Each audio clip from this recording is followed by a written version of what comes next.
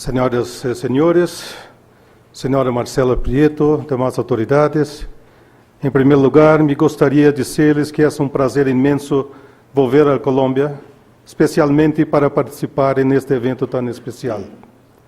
Agradeço pela oportunidade de fazer-lhes essa apresentação, em que vou contar-lhes um pouquinho da história de agropalma em Brasil.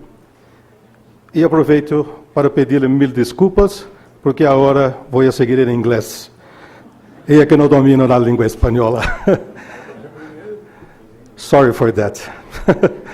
Ladies and gentlemen, very good morning to you all. On behalf of Agropalma, I would like to express to ICP our gratitude for the invitation. We just experienced a very special moment. Only a week ago, we witnessed the Rio +20 Earth Summit in Brazil. During 2 consecutive weeks, representatives of governments, civil society, and private sector discussed issues related to today's award and particularly tomorrow's challenges. But sadly, for all of us who are committed to the construction of a better planet, the results were very weak, and we can only feel outraged by the lack of courage of heads of states to negotiate a more ambitious document accepting a final text without content just produced by bureaucrats. We can only express that we are deeply frustrated with this initiative. But before I talk about Agropalma, let's see a wider picture. Planet Earth. The first billion people arrived here in the early 19th century. The second one took less time, around 120 years. In the last 50 years, the world population growth dramatically increased, and we reached 3 billion in 1959, 4 in 74, 5 in 87, 6 in 98, and finally 7 billion people last year. By the end of the century, this number will likely surpass 10 billion people.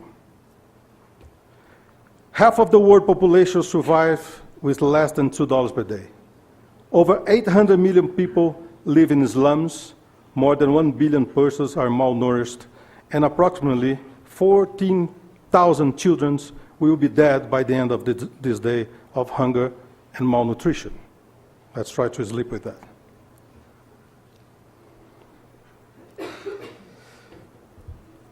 The production of grains today would be enough to feed 9 to 11 billion people, but less than half of the production is directly used as food. In the face of these numbers, it's hard to be optimistic, but there are those who believe that the world is able to provide food, shelter, and prosperity to all its inhabitants, and I am one of it. The rate of population growth is steadily decreasing. Industrial output is increasing. So the great challenge we face is the balance between these two issues. I come from Brazil. It's not new that the abundance of country's arable areas, landscape diversity, water, favorable climate, biodiversity, and mineral resource has positioned it as a major supplier of strategic reserves in the future. In the light of climate change, international regulations, and the search for sustainable production, a key question arises: how to transform natural patrimony into attribute for the low-carbon economy.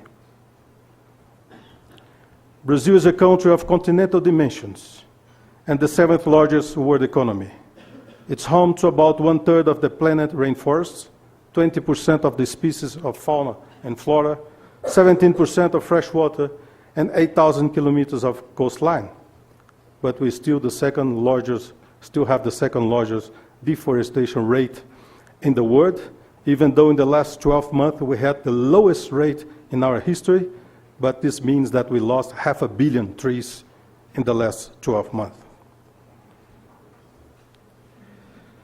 We've got comparative advantage rather than competitive advantage.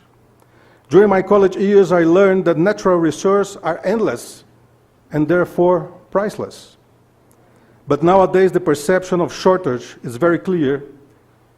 Pressure is increasing toward placing a value on ecosystem service based for the creation of new markets, as already occurs with carbon. A changing process is a must in our business ventures. The issues at stake here are the advantage in the global market, where in the next 25 years, up to 3 billion new middle-class consumers will be putting increasing pressure on Earth resources, already exhausted by 50% above its natural renewal capacity, according to the United Nations. If on one hand there is opportunity on the horizon, on the other there are risks of natural capital losses in countries where the economy is based on primary product, as Colombia, as Brazil, as Latin America, where environmental destruction is closely associated to commodity prices, which since the turn of the century, just 12 years ago, have increased 150% as a result of hunger of the emerging markets. Over the next 20 years, the access to natural resources will be at the heart of public policies and business strategies, and resource supplying companies will be positioned to make windfall profits. Nowadays, biodiversity products accounts for 31% of the exports in Brazil. The country has 520 million hectares of preserved areas, which correspond to 61% of its territory. And it has become a major agribusiness player by using only 28% of its territory. We already consume 83% of our water supply in agribusiness. So the future challenges for us involved in the agriculture business will be prodigious, as we must combine economy and ecology in every new investments.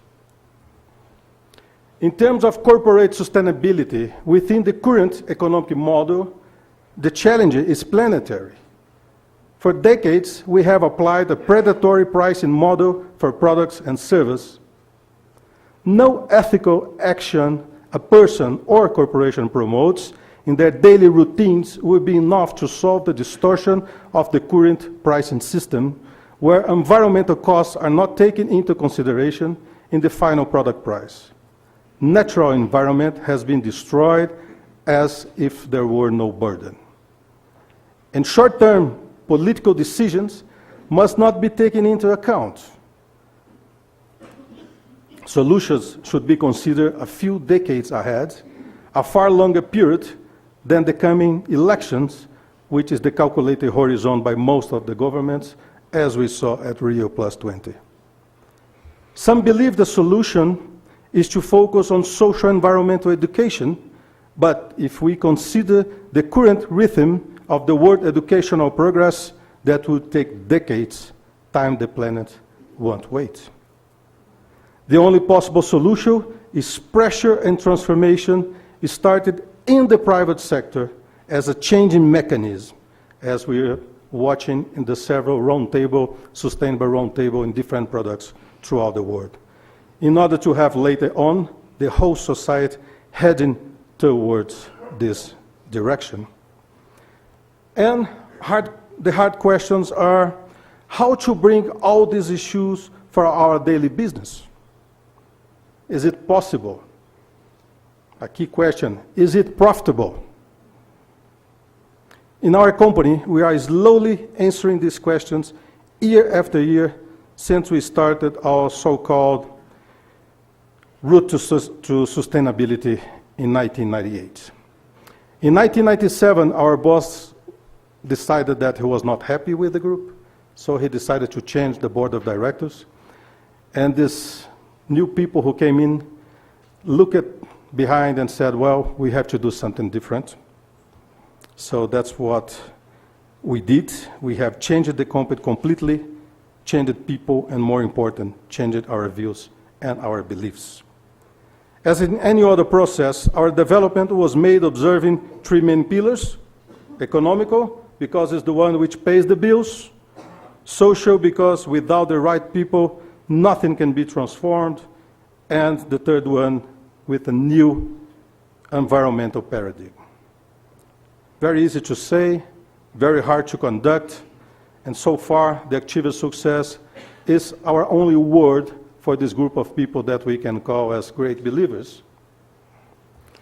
From 1982 to 1999, we developed our company just using business as usual methods as any other company. In this period, we replaced 20,000 hectares of natural primary Amazon forest with oil palm plantations. When we analyzed the results, we found out that we really made a huge amount of money. But the model was not sustainable for the future, so questions were raised like how to create richness, especially in a poor area as the Amazon region in Brazil. Is it possible to combine ecology and poverty? And we found out that is impossible. So we decided to start what we called our Integrated Management System program in 1998, when we finally realized that we could only manage well what we could measure well, and by that time we could not measure anything. We also understood that knowledge was not within the company, but with individuals, so democratically we had to find a way to socialize it. Together with our integrated management system, we also invested quite high in ISO 9001, 14001, and OHSAS 18001 certification for the entire company, from the nursery to the biodiesel production. People involved in the oil palm industry know how hard it is to do it. It was a nice way to bring individual knowledge to the group, as everyone had to start to write down their daily working procedures, explaining why, how, and when, and for who. From 2000 to now, a new paradigm came in place. No more deforestation occurred. Only pasture land was used.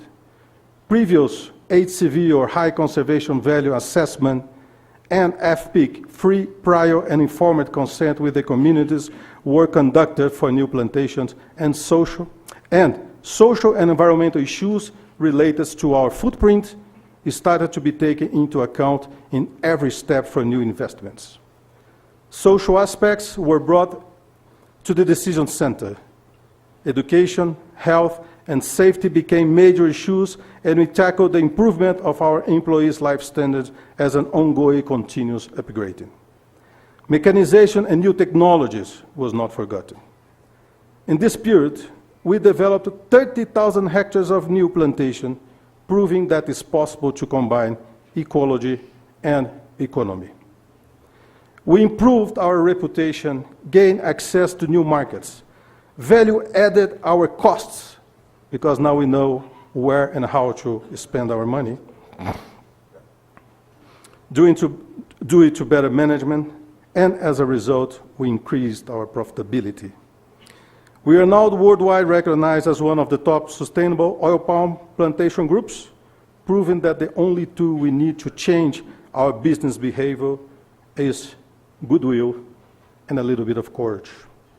But we continue to struggle every day to keep bringing our 5,000 direct workers to feel also responsible for such progress. Let's look for some example, just for you don't think that was easy. In 2003, we received a group of professionals to carry out a review of current social and environmental situation in our area. During the field interviews with local people and our managers, the issue of prostitution and sexual harassment raised out. This work was used to advise Agropalma about the need of doing a deep social and environmental impact assessment. First step for the company tackle the problem was identify its existence and make a deep cause analysis. Assessment identified that the main cause of high level of prostitution, including underage girls, was the presence of thousands of men living in lodgings inside the company plantations and in the small villages around, as in any other huge agriculture investment or mine investment throughout the world. When main cause was identified, the company realized and recognized that it was indirectly, partially responsible for the social impact and decided to act to minimize the problem. So our core business was not anymore just produce palm oil, but also how to access the impact we were promoting in the community. In the period from 2006 to 2008, Agropalma consolidated the employees' transportation system. A bus collects the workers early morning and brings them back in the afternoon. Doing so, the employees come back home every day without what drastically reduced the number of available singles in the village. From 2007 to 2008, with the support of our labor authorities, the company eliminated all contractors that used to provide rural service. The group hired all contractors workers at its own employees. This drastic action was very important because it allowed all field workers to have the same social benefits, stability, training, and well-being condition as company's employees. In 2009, with the help of a social NGO, the Agenda 21 program was established in Palmares village, the largest one around Agropalma. By this program, citizens of Palmares village could express their point of view about the priorities in terms of policies and problems. Agenda 21 committee was formed, and citizens took more than a year making workshops on the main topics, consider priorities in a way to develop their own Palmares Village Sustainable and Development Plan that was launched last year.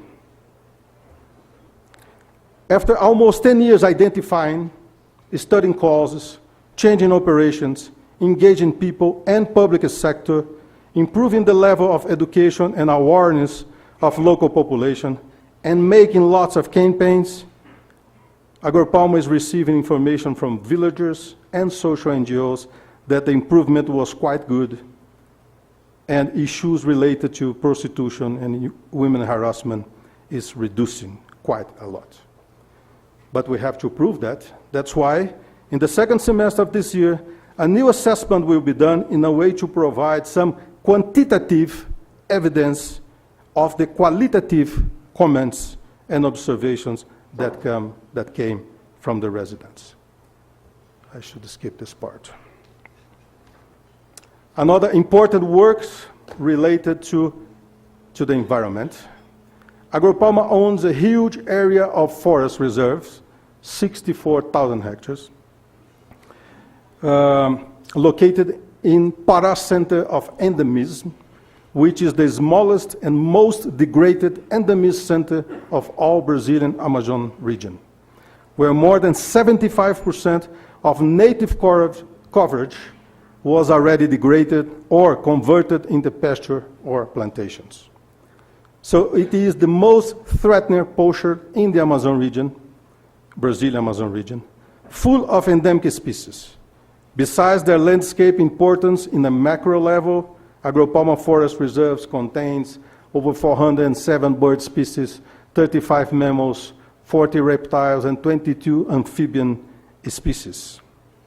6 birds and 6 mammals are considered in risk of extinction by IUCN. We have a team of 40 people dedicated exclusively to make forest protection against hunters, loggers, and fires. They check every day all borders of Agropalma, advising neighbors, collecting traps put by hunters, and communicating unusual occurrence. Besides provide forest protection, every 2 years, the company promotes a fauna and flora monitoring study.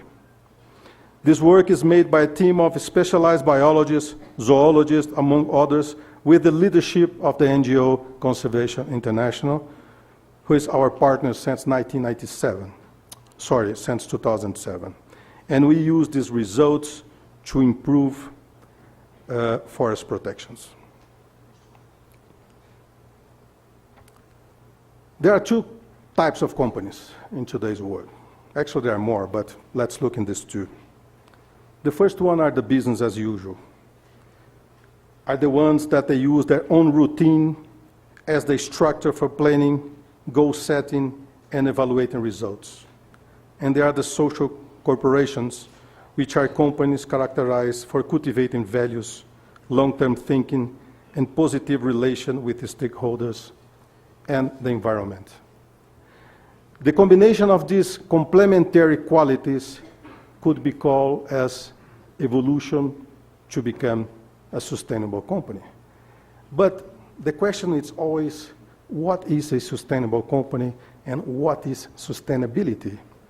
So let's forget everything you heard about that, because sustainability is very simple.